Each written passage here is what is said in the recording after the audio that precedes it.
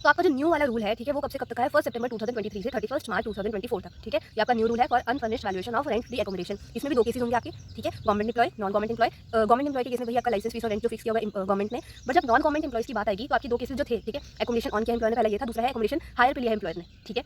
मतलब कि ऑन नहीं किया हुआ है, हायर पे नहीं लिया है, मतलब ऑन नहीं किया है, सिंपल सी बात है, ठीक है? तो यहाँ पे क्या होगा, जब ऑन किया गया होगा तो आपकी पॉपुलेशन कैसे देखोगे आप? अगर less than equal to 15 lakh है तो हमारी 5% ऑफ सैलरी। अगर 40 लाख से कम है, ठीक है, या उतनी 40 लाख तक है, बट 15 लाख से ज़्यादा है तो 7.5% ऑफ सैलरी। अगर 40 लाख से ज़्यादा है तो 10% ऑफ सैलरी, ठीक है? बट अगर आपका ऑन नहीं किया गया होगा एम्प्लॉयर ने, तो आप क्या देखोगे, जो एक्चुअल लीज रेंट पेड है बाय एम्प्लॉयर या फिर पेबल है बाय एम्प्लॉयर, ठीक है?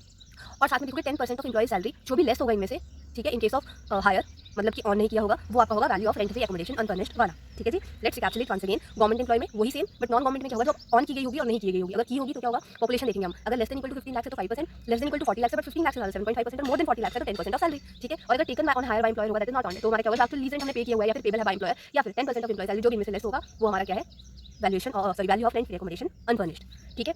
अब आपको क्या निकालना है, आपको अनफर्निश्ड से क्या लेना, आपको तो निकालना है वैल्यूएशन ऑफ फर्निश्ड एकोमोडेशन, ठीक है? तो हम क्या करेंगे, जो हमारा फर्निश्ड रेंट फ्री एकोमोडेशन है उसको निकालने के लिए जो भी आपकी इन तीनों केसेस में से वैल्यू आई होगी, ठीक है, उसको हम उसमें हम क्या प्लस करेंगे, 10% of actual cost of furniture if owned by employer और actual hire charges of furniture if taken on, same वही केस, ठीक है? जो भी यहाँ पे वैल्यू आई होगी, ओके, उसमें आप फिर यहाँ पे क्या करोगे, 10% of actual cost of furniture if owned by employer और actual hire charges of furniture if taken on hire, ठीक है? हमें ये लिख रहा है वेदर एम्प्लॉय इज गवर्नमेंट और नॉन गवर्नमेंट, वही सेम केस रहेगा, बस आपको क्या करना है, ये वाले 2 केसेस चेंज होंगे ओल्ड में और न्यू में, ठीक है? उसमें क्या था, less than 10 lakh 7.5%, less than 25 lakh but more than 10 lakh 10% और मोर देन 25 लाख आपका 15%। बट यहाँ पे क्या है, जो आपका less than 15 lakh 5%, less then 40 lakh but more than 15 lakh 7.5% और मोर देन 40 लाख आपका 10% ऑफ सैलरी, ठीक है? और यहाँ पे 10% है ये चीज़, वहाँ पे आपका 15% है ये चीज़, ध्यान रखना। ये वाला भूलते बच्चे, ये तो एकदम याद हो जाता है, ठीक है? यहाँ पे 10% है, जब हमारा ऑन नहीं किया गया होगा एम्प्लॉय सैलरी का देखना है, और वहाँ पे 15% का, ठीक है? बट यहाँ पे दोनों में एक्चुअल कॉस्ट ऑफ फर्नीचर जो है 10 ही रहेगी। ये वाला फॉर्मूला सेम रहेगा चाहे एम्प्लॉय गवर्नमेंट है या नॉन गवर्नमेंट है, गॉट इट? तो यहाँ हमारा खत्म हो गया सबसे पहला, that is rent free accommodation.